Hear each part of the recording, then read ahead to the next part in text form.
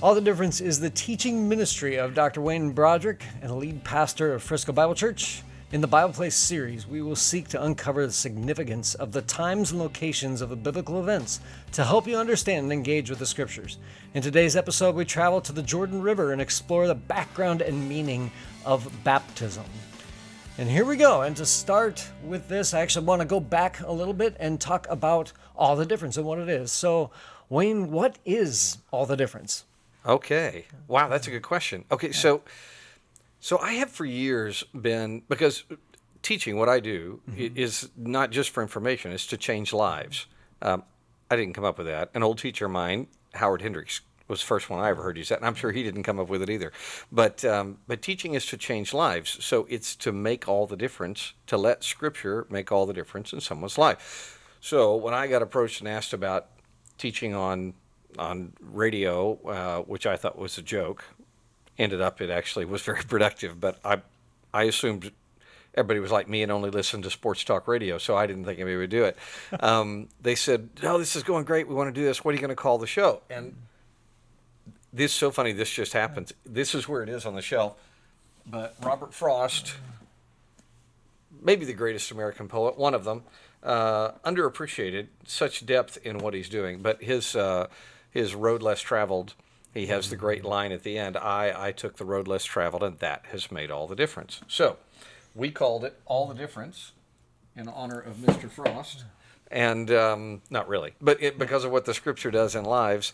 And then we got on the radio and had all these people that were writing and engaging in the Scripture. And anyway, one thing led to another, and it was great fun, enjoyed it for years. Now that we have many people that study with us around the world through the church's preaching broadcast, there wasn't as much need for the radio show. So what we've done is we've taken that radio show that was short and expanded it to this long format, and we're going to dive into place.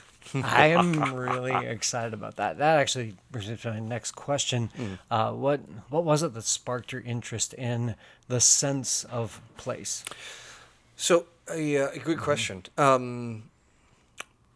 Almost 20 years ago, one of my old friends, one of my old professors, came out with a book on place and spatial understanding of life with God. And I didn't like it. Sorry, that's terrible. I won't say who he is because I love him, but I didn't like the book. And it had some good points in it, but that led me into an investigation of where did this parts I didn't like come from. And where they came from was something called the spatial turn. Okay, this is you ready for a rabbit hole here? Yeah. Okay. So in late 20th century sociology and human geography, there were a number of people, Lefebvre and others, I won't bore you with who they are, but they began this investigation into place in a different way. And they began to look at places throughout history, throughout the world, in a sense of a different sense than what we had approached. And there's a lot of it that's good. There's a lot of it that's really useful. And in fact, if you've got kids right now in high school geography, they're being influenced by what those people did 35, 40 years ago. And again, a lot of it's good. Some of it is full of some pretty heavy assumptions that don't gel with the Bible well. A biblical word there. They're especially Marxist. There is no God. There is no good. People who are in charge are almost always bad. I mean, it just there's a number of things that don't. They're just not logical. They don't work well. So set that aside, right? So I think about that, and I'm like, oh, that's kind of weird and kind of cool, and it's a mixed bag, like many things on this earth. And then you fast forward to a couple of years ago, probably 3 years ago.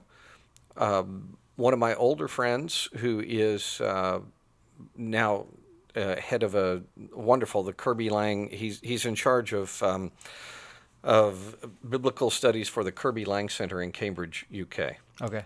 He was working on a dissertation, and he sent me this doctoral dissertation. In UK, they call it a thesis That's very confusing, by the way. We call it a dissertation. They call a master's paper a dissertation. Anyway. Well, and they spell words differently too. So They did do it first. Anyway, but I like our way. So he sent me this thing and said, I'd really like your opinion on this. And I started reading it, and I understood very little of what was there. And I thought, okay, well, I'm a dummy, and this is fun. I get to learn something new. So as I started what I had to do was I had to go check out all the books he's referencing to figure out what in the world he's talking about, and that allowed me to make some hopefully helpful comments, which is what he wanted. But I learned a whole lot. Whatever he got out of my input was much less than what I got out of it, and what I got out of it was, oh my goodness, this ties back into that old Lefebvre stuff, the spatial turn stuff. Oh, it all comes together. So I began to play around with that and look at that and dialogue with him. And we met a few times, and I said, look, okay, now I can articulate what I didn't like about that, and you're applying that to the Bible. He's like, yeah. So a year ago, he came out with a really great book called The Place of God at the Bookends of the Bible, and it's brilliant. And he goes Genesis and Revelation, and he shows the whole Bible is in some way encapsulated by the idea that God was making a place to engage with humanity here. It was corrupted. He remakes a place to forever engage without corruption with humanity here. And you need to, if you're going to understand the Bible, you got to understand that. And he did placial work. It's just fantastic. It's a great book. It's not an easy read. But I'm sure that everybody listening is much wiser than I, and they can figure it out more quickly than I had to. But and it's written for a more accessible audience. But anyway, so that led to a lunchtime where Dr. Larson, David, said, "Hey, what do you think about writing a book on place and the Bible in general?" I said, "You've already done it," and he said, "No. Not specific like that, but just going through." So anyway, I took a year and labored through, and apparently it's at the editor, which it's been there forever, which tells you something. Anyway, but is going to be published and wonderfully by a big publisher, supposedly in the next few months, and it's an introduction to how to do biblical place. So cool. You don't have to read the book while you're mowing your lawn and listening to us. You can just listen every day. And what we're going to do in this podcast is we're going to go through, I don't know, as many of the books of the Bible as we can get through and hit all the places and do the practice of biblical place. And which I need to explain what that is now that I've let all that up. So I think that would be helpful. Yeah, okay. Yeah. So we're going to start with John 1 today. As he said, we're going to go to the Jordan River. But let's back up on biblical place. So when I think of place, I think of geography. I think of location, which is totally valid. I grew up as a child of the late Enlightenment. You and I both grew up at a time, everyone listening to us grew up at a time when GPS and location is really, and it is really important. And by the way, our forebears, before the Great Transit and the Great Ark and some of the other things that allowed us to, these are books you can read that are fascinating. But before we began to understand how to really delineate exactness of location, people didn't think only in terms of location. They did, but that was much less important than locale and sense of place. So those three together make up place: location, locale, sense of place. And the sad part is we've spent so many years enmeshed in location, which is great, that we don't even think in terms of locale and sense of place unless we really work at it. And that's a problem when I approach the Scripture, because the Scripture assumes that I am going to be understanding locale and sense of place. So location matters. So everybody goes up to Jerusalem. You and I have been there. Yeah. It's because it's thousands of feet up above everything around it. And so you literally go up. That's helpful to understand when I'm reading the text. Oh, they're walking uphill right now. that helps me understand the movement. Jesus was going from Jericho to Jerusalem. It's not the passage we're going to do today, but in another passage, he's walking uphill, and it's not a straight shot. So location matters, but locale matters because that tells me about the infrastructure and the ideas and the political system that is part of that. So when Jesus, for example, is going from Jericho to Jerusalem, he is moving into the heart of his enemy's territory, their system, their way of thinking. It's very different. So would locale encapsulate more the idea of culture? Culture and infrastructure. Okay. So when you read Jericho, for example, Jericho has a lot of palm trees. The city of the palms is what the name means, but it did not have, at least in the first century, it didn't have Roman running water. It wasn't like Masada, which had a sewer system and running water. It wasn't like Jerusalem, which had public baths outside of the Jewish areas where they weren't allowed, but for religious reasons. But it was a very different place. And when you read those places in your Bible, it's assumed that you're thinking in those terms. So we're going to try and help people think in those terms. Sense of place is very different. Sense of place is, what did it feel like to those people at that time and place? So we're sitting in Frisco, Texas right now, our wonderful town here. When I moved to Frisco, Texas, let's just use this example. I volunteered at the local library, which had just opened, and it was all of books that a bunch of us donated, because our town was 6,000 people. I mean, I know, isn't that funny? It's grown just a little bit since then. What is it, 250,000 now? It's over 200. It's over 200, It's over sure, 200, yeah. So there were 6,000 people, and that was 1991.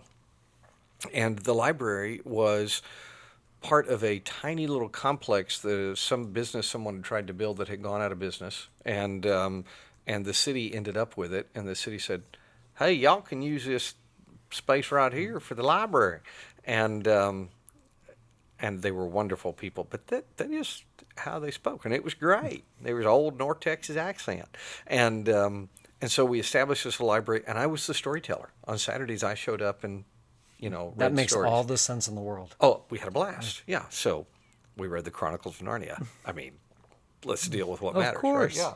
So Frisco's over 235,000. Is that what? Okay. Yeah. Wow. Yeah. So, and that's in 34 years. That's crazy. Yeah. So Frisco then, that library, we ended up taking over another part of it that was the city jail, which had a cell. And we took that part over, and that became the library, and that gives you a sense of that library. Just me telling you that, you get a sense of what it was like to go to that library and to sit and listen to this very young guy read Chronicles of Narnia. Right? They give you a sense of place. The library then moves because we built. George Purefoy was the only city manager Frisco had until last year, and he's a friend, and he's an amazing, godly man. And George led the city very, very well. They built this massive city complex building, the George Purefoy Municipal Center.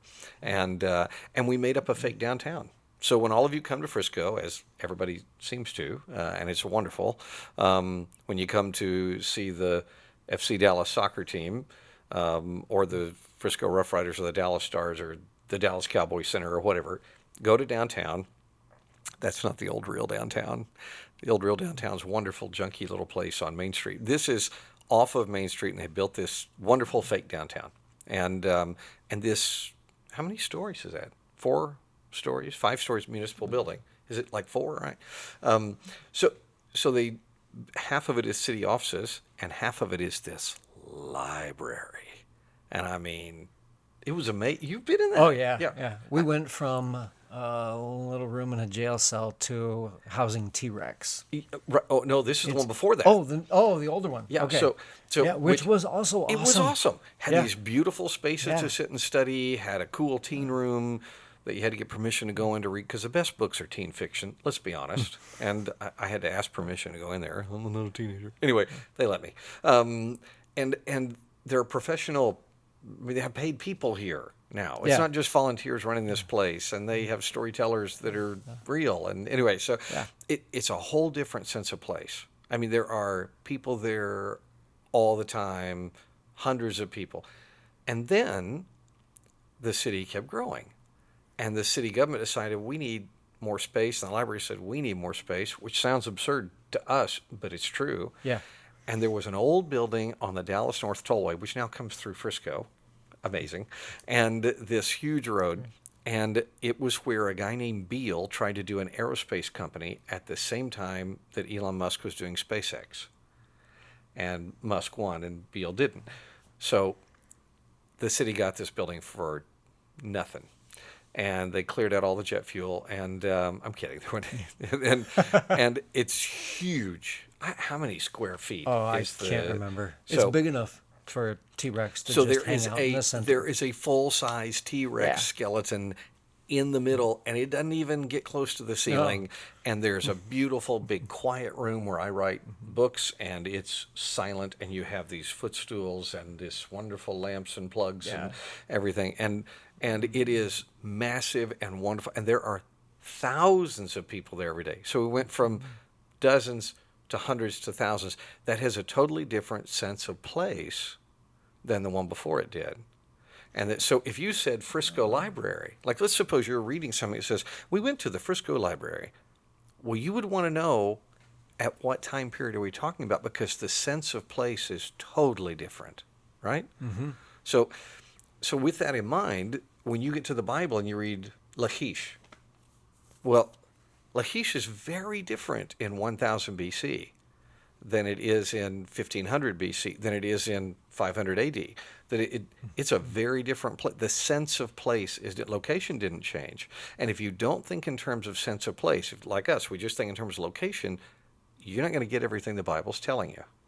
So does that make sense? It makes a ton of sense. And actually, even now, you go to Israel and around to other archaeological sites, and you go to the tells. And there's one tell in Israel that's, is it 30 civilizations deep? That Megiddo, hasn't even been uncovered completely yet. No. And so each of those eras is going to be different depending on who was there and what was going on. Right. That's really interesting. The thing, as I began to ferret out what was bothering me, the thing that was problematic is people were taking this idea of sense of place. Not so much locale or location, but sense of place. And they were, this is kind of cruel, but they were kind of making the Bible mean whatever they wanted it to mean. Mm-hmm. And you can abuse that pretty badly. On the other hand, people from kind of the other theological side of the persuasion, they had a tendency to do fairly sloppy history. And just you find something and you just say, oh, it was like this, and you plop it into any setting without some real scholarly thought. So one of the classic is that, oh no, in the first century, a Jewish woman was the lowest form of humanity, and every Jewish man got up every morning and said, thank God I'm not a Gentile or a Jew. That's not true.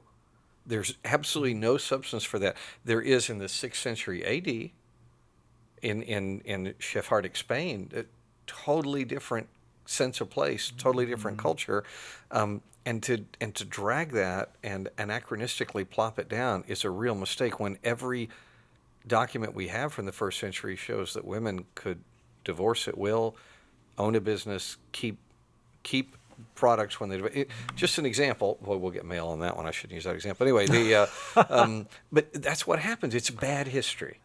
And so what we're going to try and do is help everybody learn, and we learn along with you, how to do good history and how to do location, locale, sense of place. There are 4 tools we use to do that. Okay. All right, here we go.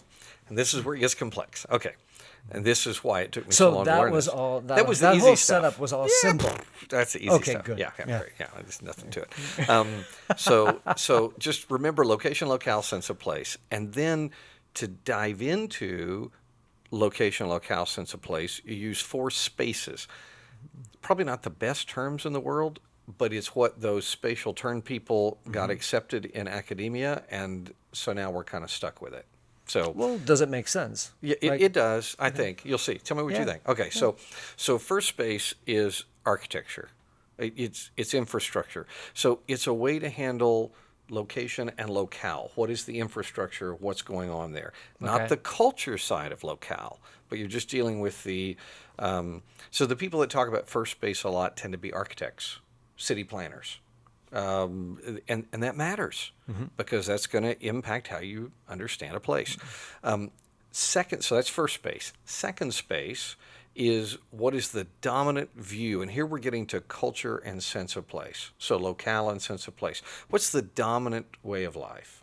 So in Frisco, most people are wealthy now, right, which is hilarious because I legitimately moved here because it was the only place anywhere close to where I was teaching that I could afford to buy a house. That's funny. I mean, that's hilarious, isn't it? And so the sense of place changed a lot. So second space, I think about what was Frisco like in 1991 in second space versus what is it like now. It was very different. We don't have many city employees talk like that no more. They're all educated people. and we're from all over the place and they're now. from everywhere. I'm not from here. Right. Yeah. There's a lot of people who, actually, most people I know who are not originally from Frisco, Texas. Most Or people even have Texas. come here from somewhere else. Yes. Yeah. Yes. Yeah. And greatly from all over the world. Yeah. Not just America. Third space is what is it like for the other, and this one's very interesting. So the dominant minority in Frisco, where we live now, are Indians. No, I'm a Native American, not my kind of Indian, the other kind from the India. subcontinent. Yeah. Yeah. And like my neighbor right there, and my neighbor right there, and the one 3 houses that way. I mean, that's and they're wonderful neighbors. We enjoy growing, but it looks different to them than it does to me because they're other. English is they're incredibly proficient, the ones that live here, but it is not for most of them their first language.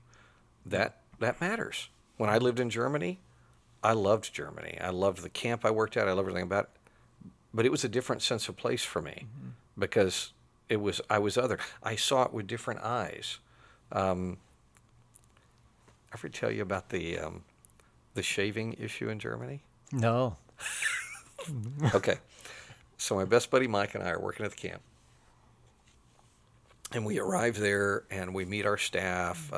He's gifted woodworker. He's going to do this construction stuff. I'm going to lead some program things for the camp, help them learn some new things and me learn new things. So we arrive and we get bunked in. We meet our staff, and they're just the most godly, committed believers. They're just precious. I mean, hardworking. They were awesome. A number of the female staff were from, please do not be offended by this, our friends in Germany. It's just fact, okay?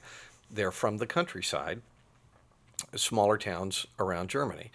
And in their culture, they don't shave their armpits. And it's summer camp, and so everybody's got, like short sleeve shirts or tank tops or whatever, or bathing suits or whatever. And there's just this big thing. So Mike and I, like the second or third night we're there, this is very early. We've got beds facing each other in our little apartment. And we looked at each other and said, I said something like, okay, about the armpit hair. And he said, we are guests in this culture. We cannot let ourselves come in with a judgmental point of view. We're here to serve. And so we need to absorb, we didn't have this term, but we need to absorb the third space as an other. And this is their space. What do we learn from it? And so what we did was we said, we will not mention this to each other for 1 week. And a week later, we'll come back, and then we'll see how it looks to us. So we come back a week later, and he said, hey, you know what? It's been a week. We talk about the underwear. I said, oh, okay. Kid you not. At the exact same moment, there was a silence, and at the same moment, both of us said, it's wrong. It's just wrong. It's so gross. It's just wrong. Just wagged our heads. Isn't that awful? We were just, and then we felt guilty. We were like, but it's wrong. It's just gross. Anyway, But that's something. As Americans, we're so used to one way. Right. You go to another culture, Right. it's another way. They don't They don't have an issue with that. No. That's how they've grown up. That's their culture. That's their space. So in Frisco, for example, as I got to know one of my neighbors really well, he was just horrified that we don't go for a walk after dinner every night because they eat very spicy or savory foods, and it leads to gas. And it is the ultimate insult to pass gas in the house. No, I would offend my wife constantly. I mean, I mean to talk to you about that. It's wrong. It's just, It's anyway, wrong. So he said, why don't you go walk? And I said, well, I eat, stuff that doesn't do that. But that's also not. If we go to Taco Bell, we're going for a walk. We go for a walk. Yeah, that's for sure. But suddenly I understood why all my Indian neighbors walk. That's third space. That's what the space is like for the other, the ones that are different. So different in a not different, but different in a positive sense. So. And then fourth... It's not wrong. It's just different. It's just different, right. Yeah. Fourth space, except for... yeah, right. Fourth space is future space. Future space, some scholars now have started calling this cathedral space because it's the idea of how do you look at this space, this place, something that's going to outlive you by a long time, and it's going to take a long time to build. Like a cathedral, which was never built in one generation or two multiple. or three. Yeah. So cathedral space is future space. And by the way, my friend Dr. Larson, that's his expertise. He writes a lot about that, and I understand some of it. It's really good. So location, locale, sense of place. Well, how do we dig into those? We don't just make up whatever we want. We use the tools of first space, second space, third space, fourth space. If you're taking notes at home, that would be architecture, infrastructure is first space. Second space is the dominant way of thinking, way of life, the culture, the government, the people groups. Third space is the other. Let's look at it again from the thought of the other, which comes in a lot in the Bible, particularly for the Hebrews, who tend to be in the other position a lot. Sure. And then the fourth is future space. So, if you want to dive in, we can take our text for today, and you get to read it. Yeah. Okay. All right. We are going to start in now that we have that background, which is that's super good. Cool. So we're going to start with John 1. And go verses 19 through 28. We're talking about John baptizing people. Yeah. So here it is from the CSB Bible. Okay. This was John's testimony when the Jews from Jerusalem sent priests and Levites to ask him, "Who are you?" He didn't deny it, but confessed, "I am not the Messiah." "What then?" they asked him. "Are you Elijah?" "I am not," he said. "Are you the prophet?" "No," he answered. "Who are you then?" they asked. "We need to give an answer to those who sent us. What can you tell us about yourself?" He said, "I am the voice of one crying out in the wilderness, 'Make straight the way of the Lord,' just as Isaiah the prophet said." Now, they had been sent from the Pharisees, so they asked him, "Why then do you baptize if you aren't the Messiah or Elijah or the prophet?" "I baptize with water," John answered. "Someone stands among you, but you don't know him. He is the one coming after me, whose sandal strap I'm not worthy to untie." All this happened in Bethany across the Jordan, where John was baptizing. All right. So let's go first space. All right, Okay. first space. Architecture, location. Yep, architecture and location. So he talks about Jerusalem, right? So Jerusalem in the New Testament. This book is out of print, so I know there'll be no copyright problem with showing it. Excellent book, by the way, Barry Beitzel, Moody, Atlas of Bible Lands. So New Testament Jerusalem. Okay, so you've got the temple complex here. That's really critical. That's the power center for the people who. Yeah, it's Masters Week when we record this, so we're using our Masters golf classes. Yes, very awesome. Mm-hmm. Yep. From 2015 when I got to go with my dad, thanks to a great friend. So this is Jerusalem. The Kidron Valley is right here. Down here is the original Davidic city, which is being uncovered as we speak. You've been there more recently than I, and It's awesome. There's new stuff every day. Oh, yeah, yeah. The Pool of Siloam was not where we thought it was. Maybe No, that's been excavated now too, even further. even further. Yeah. So or it was bigger. There's all kinds of stuff going it's on. awesome. So the Hinnom Valley, which is where the earliest peoples, the Jebusites, burned their trash. So it got this name that means place of burning, or literally hell, Hinnom. And so that's Jerusalem. Okay, there's a location and a little bit of the locale, the infrastructure. So if we think about that now, we're in the first century AD, right? So we're roughly 30 AD, for want of a better term, Yep. and or a better time. And there's a sophistication there that you can't see on a map. The Roman government was crushingly autocratic, but it also was incredibly wealthy. People who lived within, as these people did, within the circuit of the Roman government had an average lifespan of 70 years. That included infant mortality. That included wars. That every 70 years. That had never, as far as we can tell, that had never been a part of any civilization ever up to that. And by the way, after the 4th century AD, it would never be seen again until modern America and Europe in the 20th century finally got back to a lifespan of 70 years. Wow. That's amazing. Yeah. So you have to think about that if you're going to understand this place. Okay, this is a place where people live. It's sophisticated. So this is a digger that is an acquaintance of mine digging in that lower city that we talked about down south. He found this tear jar, and he couldn't give it to a museum or anything. Couldn't sell it because it was broken. It was so sad. It broke when they were getting it out. Oh, it's heartbreaking. But I never cleaned it because I wanted to keep it in situ, and we glued it back together. But this is a Roman glass. See, that's Roman glass tear jar right there. That's awesome. And yeah, one of the neat gifts I've ever been given. It's really cool. This is I like this particular image because this captures the infrastructure a little bit of the place. It's Roman. This is glass.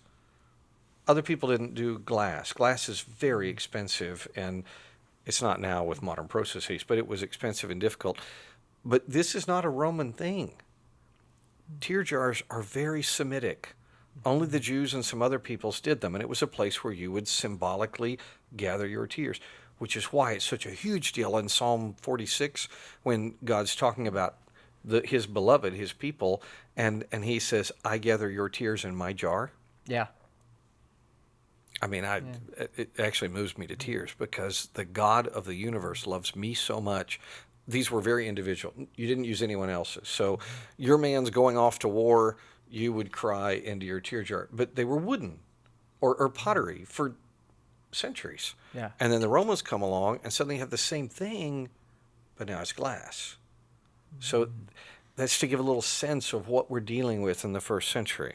The Jordan River, you mentioned the Jordan River. This is important too in terms of location and architecture. The Jordan is it's different than the other major river, and it's not a major river, but it is for that part of the world. It's different than the others. So the Tigris and Euphrates, they're wild. Those rivers, they come and go. There are some historians who really think the reason the Mesopotamian gods are so different than the Egyptian gods, who were developed about the same time period, is the Tigris and Euphrates are absolutely unpredictable, like the gods, and of makes sense. Sumer. And the Egyptian gods are very stable and predictable, like the Nile. There's Nilometers we have from thousands of years ago, and they show the flood, and it's different, but it's very stable, and it brings new silt and new places to grow crops, and it's very stable. Euphrates and Tigris, you didn't build anything beside that unless you had the wealthiest kingdom ever, the old kingdom of Babylon, and you built a city right across it just to show how awesome you were. But that wasn't done. It was going to wipe you out, right? But they built dams and they held it off. The Jordan's in between the two. It's unpredictable. It does flood. I mean, I've been there when it was flooding. It's really frightening, but it's not like the Mississippi flooding in the Midwest, where I grew up. It's not it doesn't stretch where you look for miles. It's more predictable than Tigris Euphrates. It's wilder than the Nile. It's in between. Okay. So you want to have that in mind, especially because later John's going to move to a different baptism site, and it's probably because there wasn't enough water in the Jordan at that point. So interesting. And then you mentioned Bethany beyond the Jordan. Did that come up in that text? I think it did. Says he was baptizing at Beit Bara or whatever it was called. Yes. Yeah. Okay, so Bethany beyond the Jordan, it's from Hebrew words that mean house of the poor. It was a tiny village. It's got some pretty old archaeological digs there. It seemed to have existed before the Israelites, but we don't know under what name. By the time Jesus is walking there and John's there, it was called Bet Bara. The most famous map in the world that you and I have seen, the Madaba map. By the way, we'll tie Frisco in here. So the Madaba map, they built a church over this incredible map. I mean, there was a monastery there, but they later made a church to protect it. Yeah. It's a 6th century map that shows, we think, every church in the Mediterranean basin at that point. It's a historical, it's also a beautiful work of art. It's incredible. It's incredible, but it takes up the floor of this church. Yeah. So I was on my way there, and I bumped into the former mayor of Frisco when he was still mayor. And he said, "Hey, where are you going to teach this week? I heard you're going somewhere." And I said, "Well, I'm going to Jordan." I said, "Wait a minute. Didn't you grow up in Jordan?" And he said, "Yeah." He said, "Wait, are you going to have people go teach? Are you going to go show people the Medaba map?" He said it in the modern Jordan Medaba. And I said, "Yeah, why?" He said, "I was a choir boy in that church." What? Isn't that wild? That's crazy. Maher Maso. It is such a small world. Yes, I know. And his name's Maher, but he was the mayor, so it was a little confusing. Mayor Maher. Anyway, Maso was a choir boy in St. George's Church. But Wow. Anyway, I know he studies with us, so hi, Maher, we're glad to see you. So here is a little picture that I grabbed, and I don't think I have any copyright problems here because I took this. So this is Bet Bara right here. And in this Madaba map, it's there's not even a building.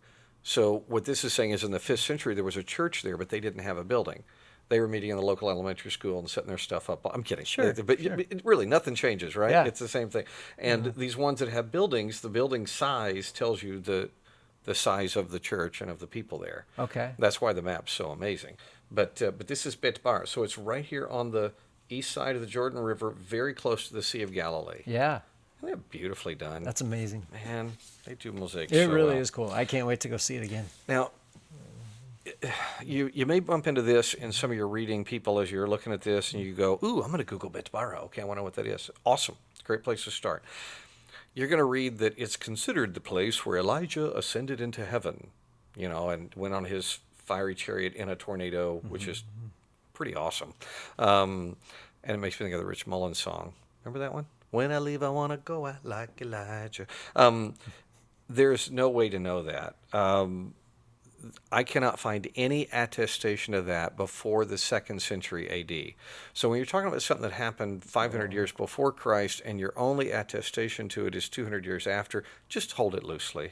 Okay? So that would be another example of, according to tradition, Yes. somebody at some point said, this is probably the Right. spot, and then somebody else picked that up, and they're Right. like, oh, this is definitely the place. Right. And it just kind of grows by Yeah. word of mouth and gets passed down. What's so funny is sometimes we are blessed to get to do the work and we find out, well, you know what? That is very likely. Yeah.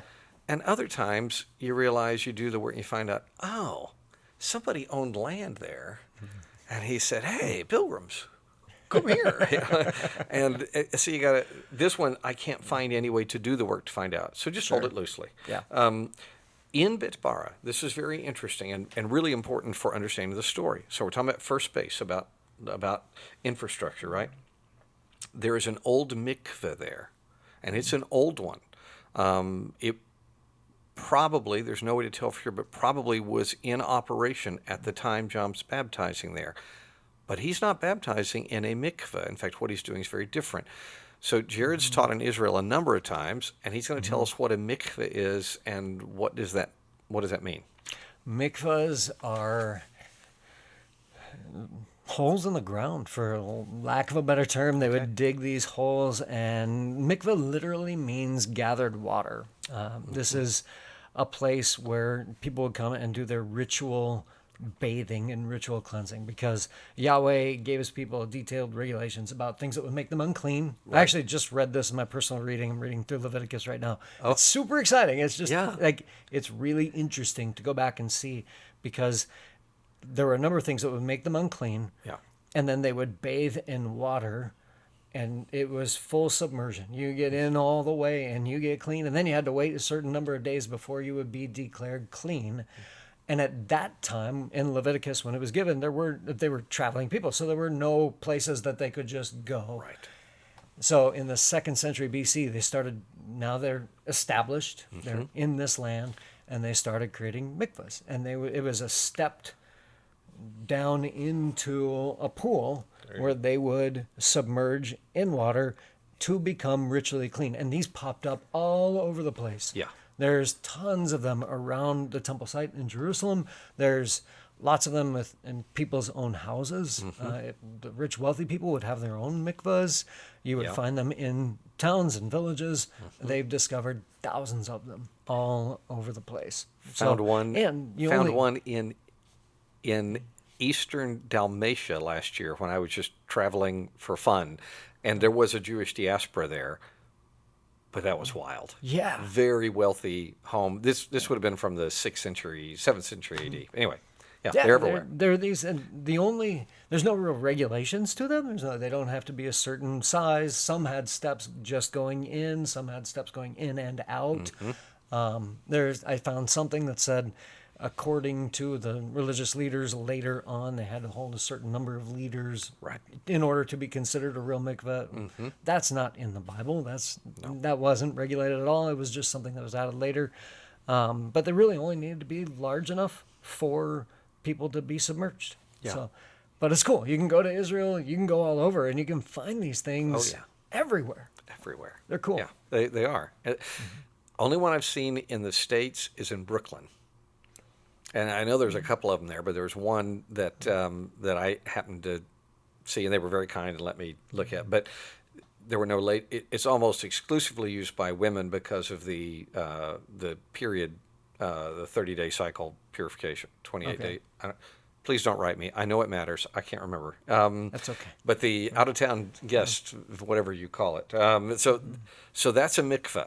Now that is not the same as baptism. Okay, so when we think about baptism, there are baptismal pools at Beit Bara that are built alongside mikveh. That tells us they're different. What John's doing is different, and that takes us to second space. Okay, so in second space, we're dealing with the dominant sense of place, the locale. What is it like for the normative people that live there? All right, so it mentioned Jerusalem. Let's go to Jerusalem. What was Jerusalem like? Well, it's the headquarters of the Sanhedrin. And what was the Sanhedrin? The religious ruling authority. Yep. And they oversaw, even under Rome's boot, Rome allowed them the complete freedom over religious issues. So they managed their religion. The priests, and the text says it was priests, came to John. The priests were dominated by Pharisees. The Sanhedrin was dominated by Sadducees. The council is mentioned in this passage, and so are the priests. So we need to understand Sadducees and Pharisees. So there's so much to say about them, and you probably know much more than we, but I put together a little quick guide. So Sadducees are aligned with and supported by Roman power. So they said the way that they're rather like what the Russian Orthodox Church was like during the Cold War. The way we're going to survive is we're going to play with the power that's there and work under their authority just so so the church can continue. So we don't get stamped out. Right. And there were many who deeply disagreed with that, but that was the dominant thinking. So we're talking about dominant thinking. That's Sadducee thinking. They were very influential in the city of Jerusalem. That's their core place, especially the temple. We showed the temple complex there in the eastern side against the Kidron Valley. That was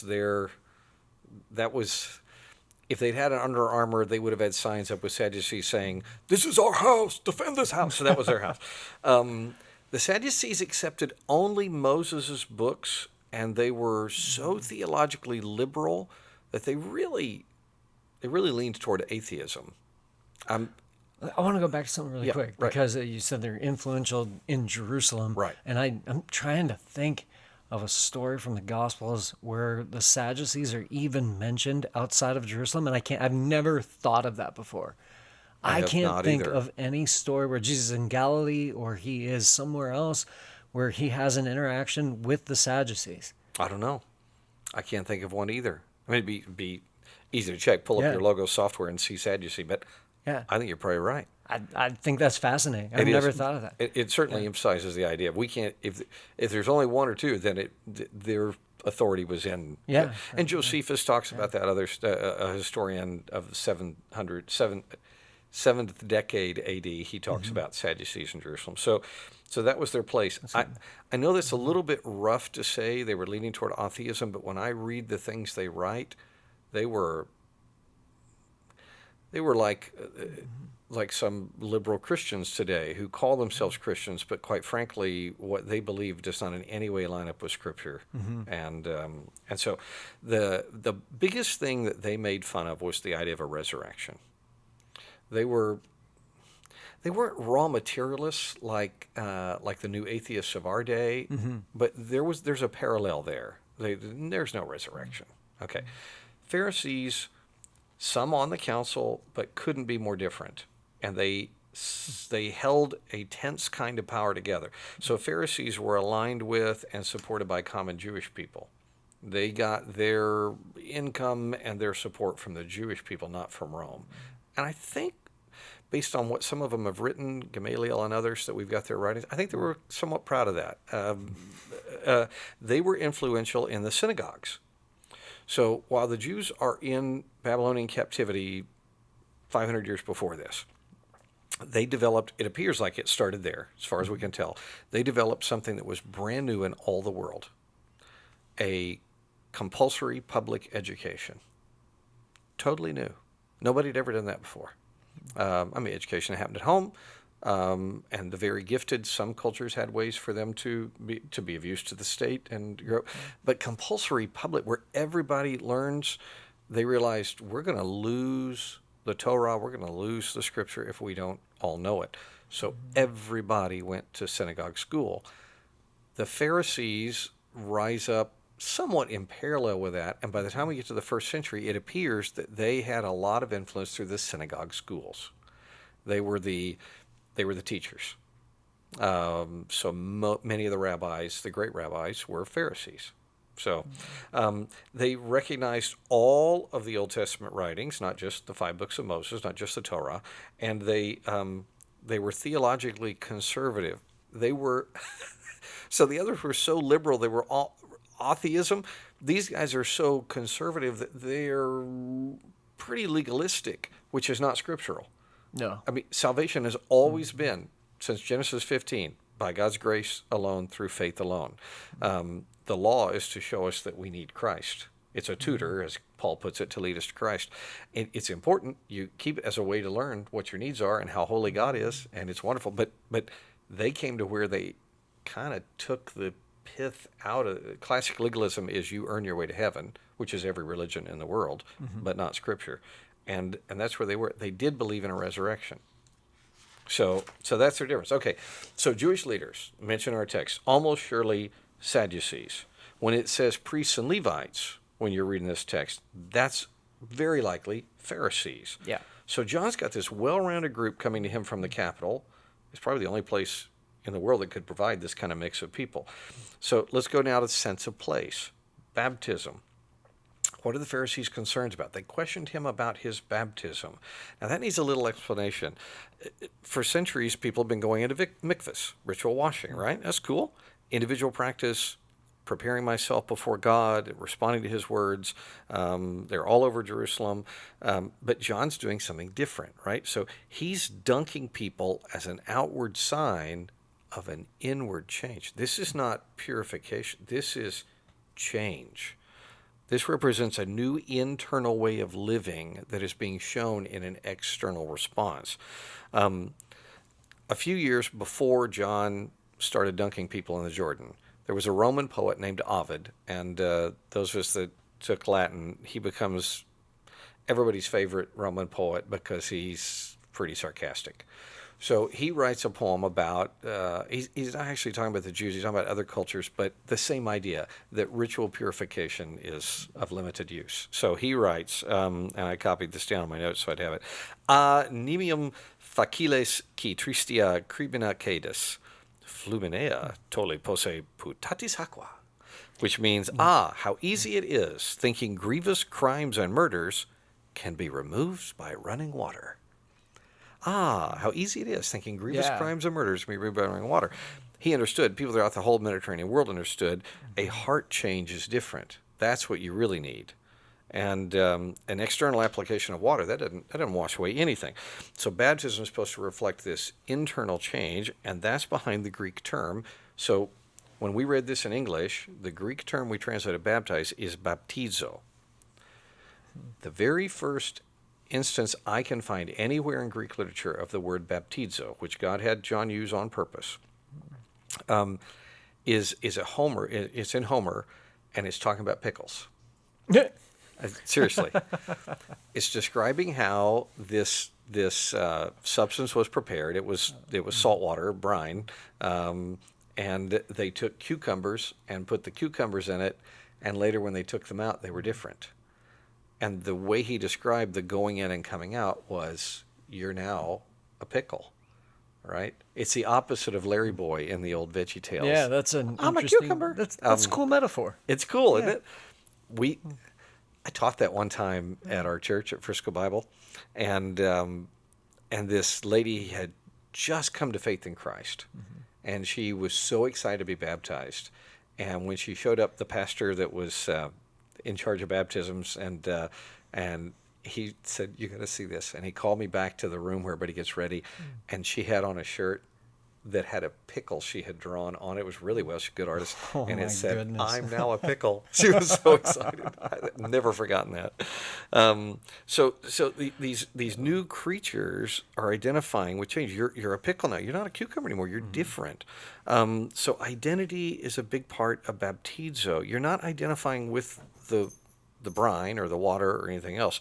It's something outside of you. It's something, a raw cucumber is going to become this. So it's very different from a mikveh.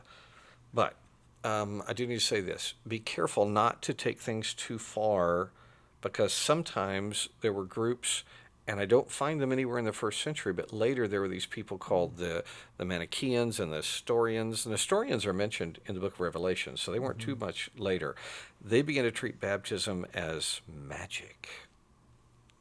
Sprinkle some pixie dust on it, right? Yeah. Maybe the saddest thing about the Manichaeans is they abused poor John the Baptizer and used him as their example.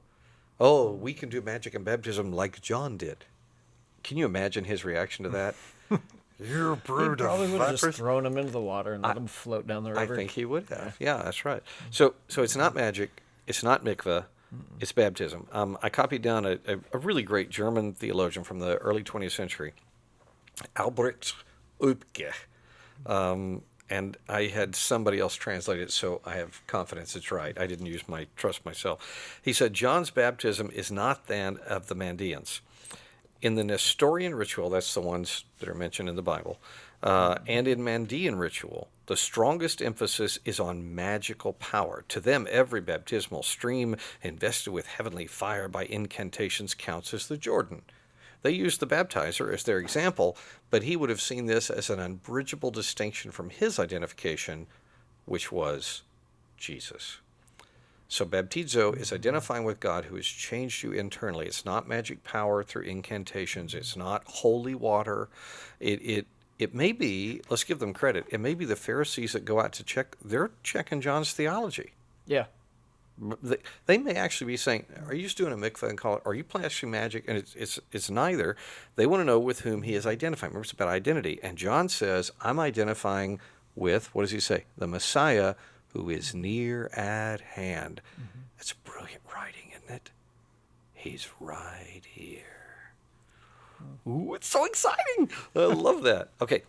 It's like the best movie trailer ever. Ever in a world where so first base, that's the location, the architecture. Second space is what's it like for the dominant people. So Sadducees, Pharisees, those are the dominant people. How did they think? Third space is the experience of the other. There's not a lot of other in this passage except one thing. I would say this. In Jerusalem, as far as I can tell, the mikveh were only for Jews. And John tells us that the baptizer is welcoming everyone. Later, he's going to tell us huge crowds were coming out to him, and the word used for crowds is not just a Jewish; it's mixed. So, by the way, I don't think that would have bothered the religious council. It would have if it were a mikveh, but baptism's different, so he's not doing that. But that, I don't know for sure. That may be playing into the passage, third space.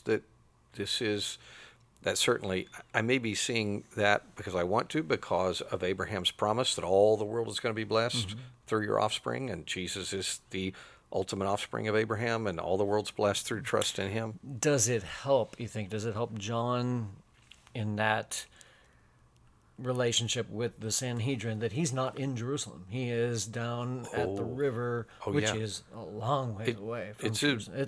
That's a hike. That's a hike. That's a half a day's walk. Does that help him in that regard? I think so. I think so. I think so. And there's a couple of reasons for that. The water's cleaner up there. I mean, it doesn't matter. Well, it's flowing water. It's not. That's right. It's not in a cistern. It's not still. No, and baptisms were almost always conducted in living water. Living water is water that moves under its own power, and not in cistern water. Yeah.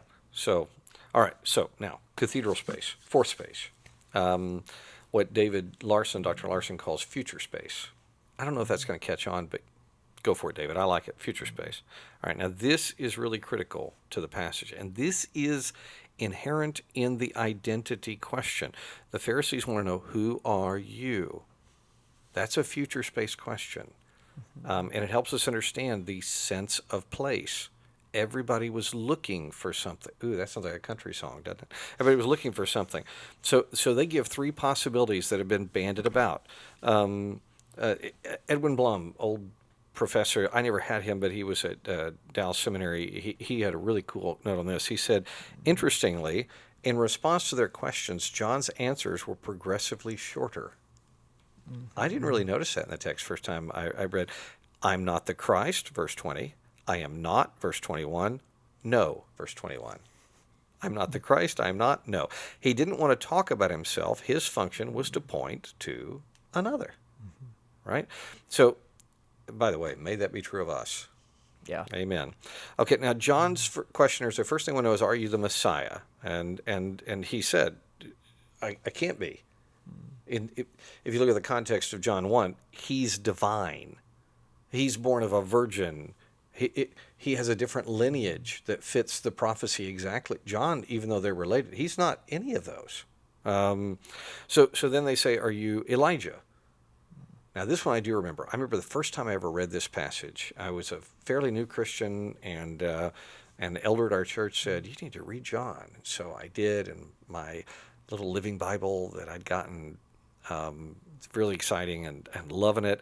And I remember, I don't have that Bible anymore. I think I wrote in the margin, how weird are these guys? Or something like that. Because I was thinking that, because even I knew, as a new Christian, Elijah was taken to heaven 500 years before this. How could you think he's Elijah? I mean, people are crazy.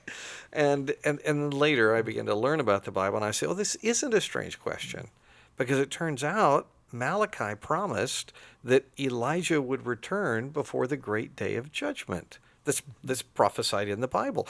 And spiritually, everything's moving to a head. This gives us a sense of place. The zeitgeist at the time, it was reasonable for them to ask, are you Elijah? That's a reasonable question. John's having massive impact. He's turning people to God, right? He's turning people to his word. He's moving families to reunite. In other words, he's doing exactly what we were told Elijah would do for Israel when he came back from the chariots of fire. Wouldn't it be cool? And who knows? It doesn't tell us how in Revelation, but wouldn't it be cool if John reappeared in a tornado in a chariot of fire? Just, it would be so. We're in Texas. That would be so Texan. It you would know, be. maybe even more Oklahoman. Yeehaw! Come in. Oh, that's just so cool. But John says what? What does he say? No, I'm not Elijah. And so what's the third thing they ask him? Are you the prophet? Okay, this one's a little weird. I think the prophet idea is a misunderstanding of Deuteronomy chapter 18. And most scholars would agree with that.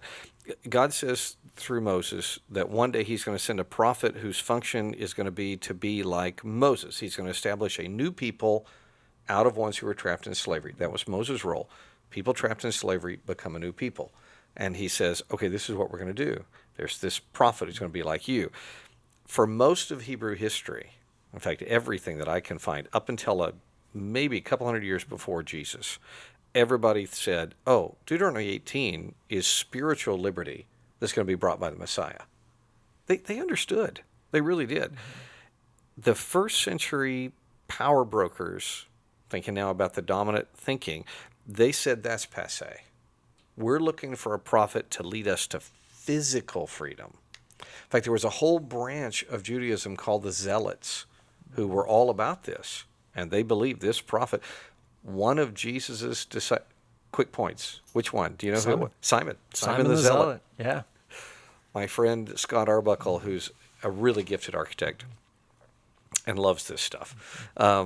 Scott's also he's illustrated a bunch of children's books, and he did some children's books with the disciples in them. And he was trying to he told me, I'm trying to think of how to do Simon the Zealot. And he showed me the picture he'd drawn.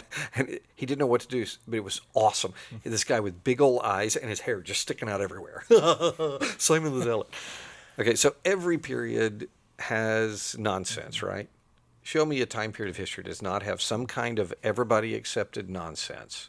I mean, early 20th century, that radiation water will make you healthy, right? That was a real thing. The early 21st century, sex is a human construct. You can just choose your own gender. No, you can't. That's absurd. In the first century, it became hip to imagine that Moses was not speaking about Messiah. There's some other character called a prophet. I don't know, and I don't know any way to find out, if that influenced Muhammad. I wonder if that is part. We know he studied with a number of Jews before he launched Islam. Mm-hmm. And it makes you wonder if he was influenced by that misguided understanding to call Jesus the highly regarded prophet and not the Messiah. Isn't that intriguing? Anyway, don't know. Okay, so a bit later in John, you got this kid Philip, right? One of John's writing, the book, not John the Baptizer. He's raised far away from the centers of power. Philip was raised in Galilee, and he understands better than the Pharisees and Sadducees in Jerusalem because he realized the Messiah is creating a far more significant spiritual people.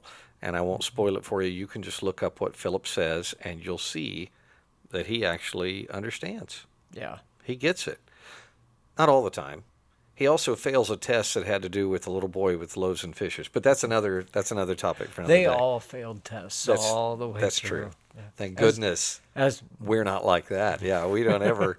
Pretty sure I would have failed all those tests. Yeah, I too. think so. Okay, so that's why John says, no, not the prophet. And he gave a very short answer. He could have given a long answer. You know, your whole idea of prophet is very misguided. And there's a whole different. But he said, no, I have things to do. No. Kind of like, it had to be a little bit like when you're trying to do something today and a camera crew shows up, from the news station. It's like, no comment. Go away. All right. So he quoted Isaiah 40, right? Why don't you read to us again what he says? He's showing, I'm fulfilling a role in the Old Testament. It's not Messiah. It's not Elijah. It's not this prophet idea.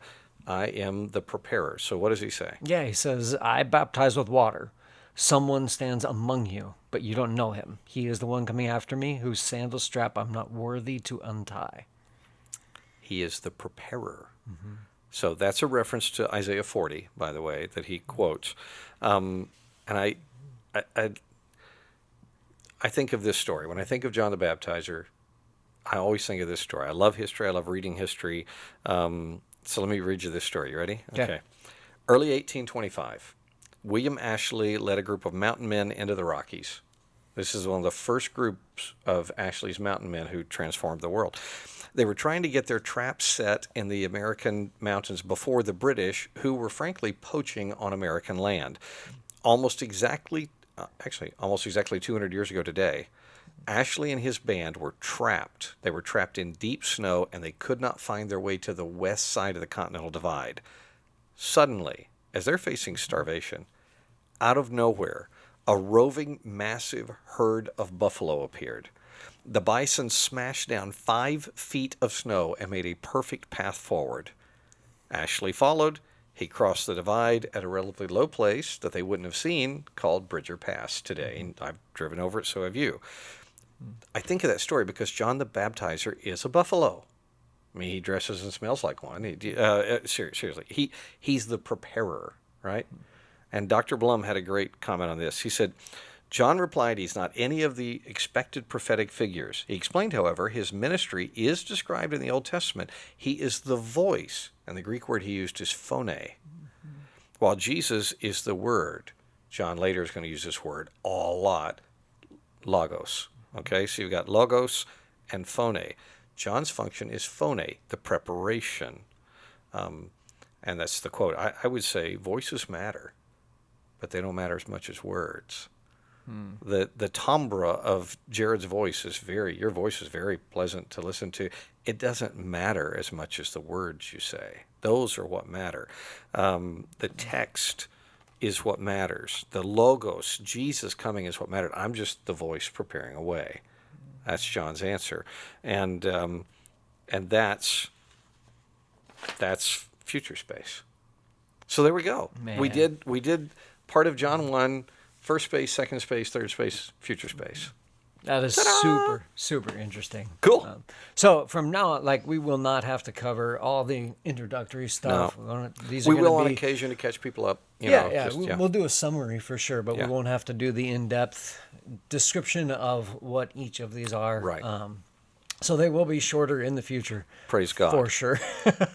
But it is good to have that background, and it's good to walk through it as a practice and to consider different angles and different viewpoints and some of the different things that were going on in this text as we read it. Yep. So thank you very much. Oh, what a joy. Thank you. It was fun.